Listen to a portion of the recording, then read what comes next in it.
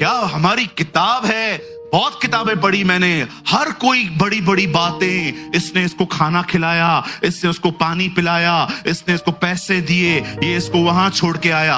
बुरी बातें अपने बारे में लिखते ही नहीं है। लेकिन हमारी बाइबल देखो, आदम ने फल खाया, इसहाक ने झूठ बोला, अब्राहम ने झूठ बोला, याकूब ने गलत काम किए, मूसा से हत्या हो गई, शिमशोन व्यभिचार में गिरा, सुलेमान ने 1000 बीवियां रखी, दाऊद व्यभिचार में गिरा, यशाया घमंड करता था, लोगों पे हाय हाय कहता था, पतरस ने 3 बार इनकार किया, पौलुस को देखो, उसने कलीसियाओं को मारा पीटा। ओ मुझे बताइए क्यों परमेश्वर ने इन लोग की गलतियां लिखी हैं? ताकि आपको समझा सके कि देखो मैंने कुछ नहीं छुपाया है, ये सच्चा खुदा है।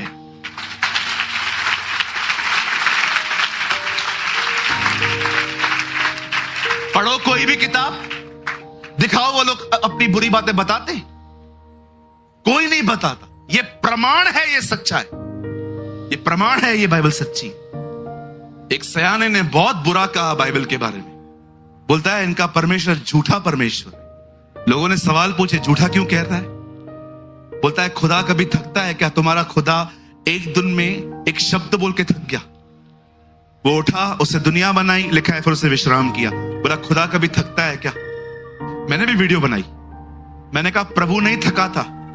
सालों पहले मैं दिल्ली आया, अकेला आया, प्रचार भी खुद करता था, वर्शिप भी खुद करता था, एड भी खुद डालता था, सब खुद करता था, कोई साथ नहीं था, ये सच है, सब अकेले करता था।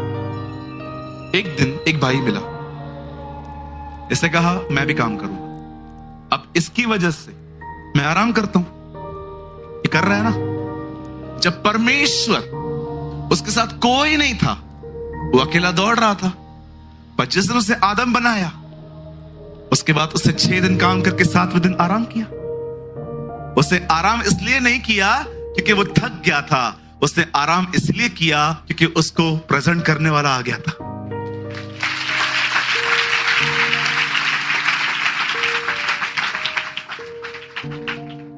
ये बाइबल समझना है ना, इधर देखो, ये अपनी बुद्धि से कुछ नहीं आएगा। अनपढ़ों ने ऐसी किताबें लिखी हैं, पढ़े लिखों को समझ में नहीं आ रही। अगर नहीं सुना तो फिर से कहता हूं, अनपढ़ों ने ऐसी किताबें लिखी हैं, पढ़े लिखे सीईओ को नहीं समझ में आ रही है।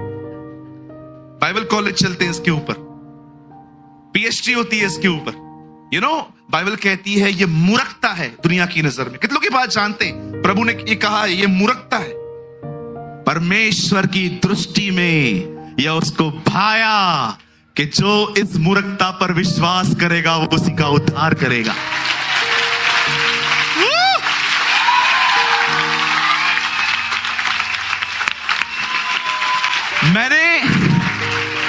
मैंने देखा है, अरे मैंने देखा है, गांव वालों को जीसस समझ में आता है, इन शहर वाले पढ़े लिखों को नहीं आता। ये एटीट्यूड में झलते रहते हैं अपने। अगर तुम प्रभु को जानते ना, तुम्हारा स्वभाव भी उसकी तरह होता। इसीलिए बाइबल कहती है, मुझे किसी ने कहा ब्रदर आप ऐसा क्यों कहते हो, हम शहर वाले इधर उधर से आए क्या? मैंने कहा ब्रदर यीशु मसीह प्रचार करने भी गांव में ही गया, उसको पता था कौन समझेगा मुझे। मैं ये नहीं कह रहा हूं कि आप प्रभु को समझने के लिए पढ़ाई लिखाई न करो, पर मैंने देखा है प्रभु को चतुर मन नहीं, साफ दिल के लोग समझ पाते। साफ दिल के लोग। मेरे भाइयों मेरी बहनों, यहां देखिए, मैं आप में से हर एक को बताने वाला हूं, बड़े ध्यान से सुनिए। यहां पर जितने भी लोग बैठे हुए हैं, मैं आप में से हर एक को बताना चाहता हूं, हमारी बाइबल कहती है बहुत जल्द हमारा प्रभु हमें लेने आने वाला है। और मैं आप में से हर एक को कहना चाहता हूं, हम उस एस्तर की तरह हैं। मैं आपको बताना चाहता हूं, वो हमारा स्वर्गीय श्रेष्ठ है। उसने इजराइल को चुना, परंतु इजराइल के लोगों ने उसे अस्वीकार किया, और बाइबल कहती है अब वो हमारे पास आया है। जैसे श्रेष्ठ ने एस्तर को चुना, वैसे उसने हमें चुना है, और उसने हमें वचन दिया है, उसने हमें पवित्र आत्मा दिया है, उसने हमें नई संगति दी है, इसीलिए ताकि हम तैयार हो सकें। और मैं आप में से हर एक को कहना चाहता हूं, इस दुनिया में 3 लोग हैं जो जिंदा उठाए गए हैं। एक हनोक, दूसरा दूसरा एलिया, तीसरे हमारे प्रभु यीशु मसीह। लेकिन मैं आपको बताना चाहता हूं, बहुत जल्द वो दिन आने वाला है, 3 नहीं अरबों लोग एक साथ उठाए जाने वाले हैं।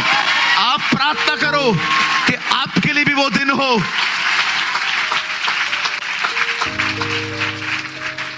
आज मैं इस सभा में आप सबसे पूछना चाहता हूं, क्या आप उसके आने के लिए तैयार हो रहे हैं? क्या आप तैयार हो रहे हैं? सूरज भाई, क्या होता है तैयार होना? परमेश्वर ने आपको अपना पवित्र आत्मा दिया है, परमेश्वर ने आपको अपना वचन दिया है, परमेश्वर ने आपको अपने अगुवे, पास्टर्स, लीडर्स, प्रॉफिट्स दिए हैं। पता है क्यों? ताकि आपका चरित्र बदल पाए। अगर आप चाहते हो ना परमेश्वर और आप एक हो, परमेश्वर के लाइक्स और परमेश्वर के डिसलाइक्स को समझो। मीटिंग पूरी हो गई, अब 2 बहनें साथ में जा रही हैं। वचन बहुत अच्छा था आज। मैंने है ना एस्तर की किताब पढ़ी है, लेकिन जिस तरह से आज पास्टर प्रेमानी ने बताया ना, वो मुझे अच्छा लगा। खुदा कितना खुश होता होगा ऐसी बहनों से। लेकिन कुछ बहनें यहां से निकलते ही, चल अभी घर पे वापस उसका मुंह देखना है। क्यों, क्या हुआ बहन? वही अभी बैठी होगी मुंह फुला के, 9:30 बज गए हैं, अभी तक आई नहीं है। Understand his likes and dislikes. मैं हमेशा खुदा से कहता हूं, जब भी मैं कुछ कहूं, अप्रूवल दे, क्या ये सही था? और अगर अप्रूवल नहीं है तो मुझे डिलीट करना चाहिए। फिर मैं आपको एक बात कहूं, अगर आपको किसी को दोष लगाने, क्रिटिसाइज करने के लिए बहुत सारी बातें हैं, कृपया अपना मुंह बंद रखो। आप सारे रिश्ते गंवा दोगे। अपना मुंह सिर्फ लोगों को उत्साहित करने के लिए खोलो। आइए अपने पास वाले से कहिए, अपना मुंह उत्साहित करने के लिए खोलो। भविष्य में वह दिन आ रहा है जब परमेश्वर अपनी स्वर्गीय एस्तर को लेने आएगा।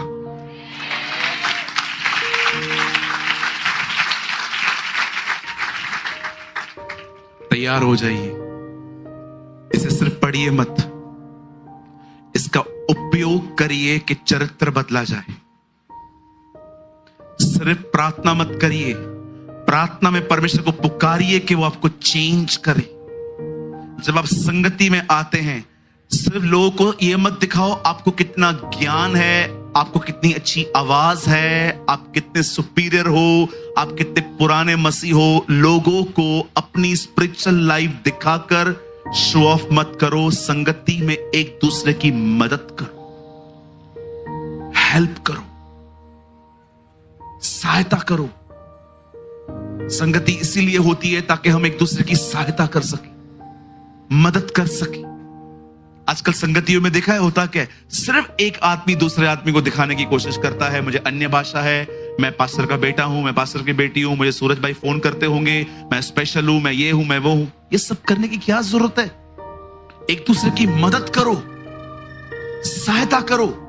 संगति क्यों होती है? ताकि हम एक दूसरे की मदद करें, हम एक दूसरे को उठाएं, हम एक दूसरे को जिलाएं, हम एक दूसरे से बातें करें।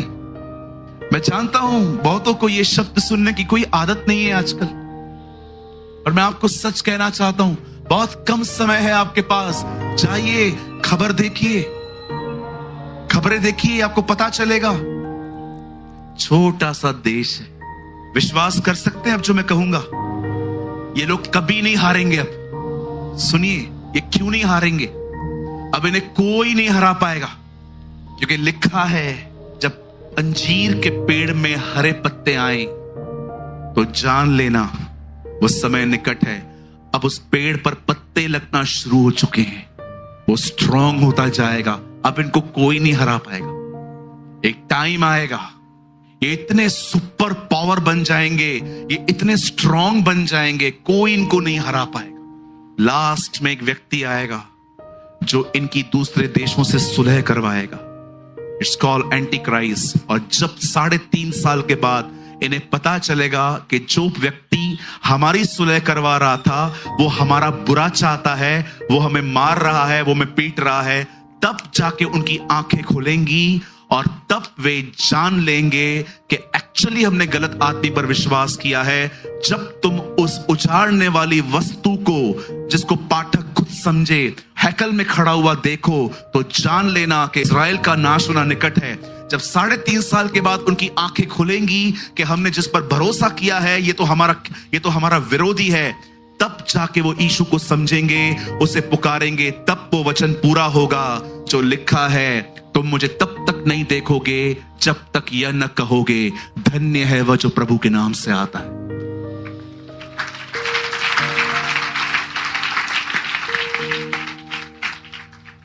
और तब वो आएगा और 1,44,000 को बचाएगा, हर गोत्र के 12,000।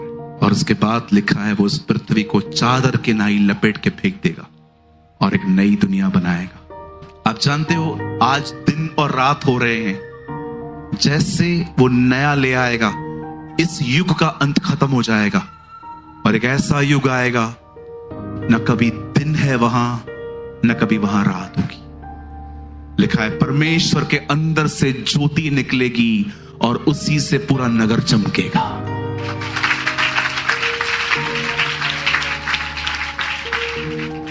कुछ लोग को लगता है सब खत्म होगा, जी नहीं, युग का अंत होगा, ये जनरेशन खत्म होगी। इसलिए बाइबल कहती है वो युगान युग बना रहेगा, क्योंकि सिर्फ एक युग का अंत होने वाला है बस।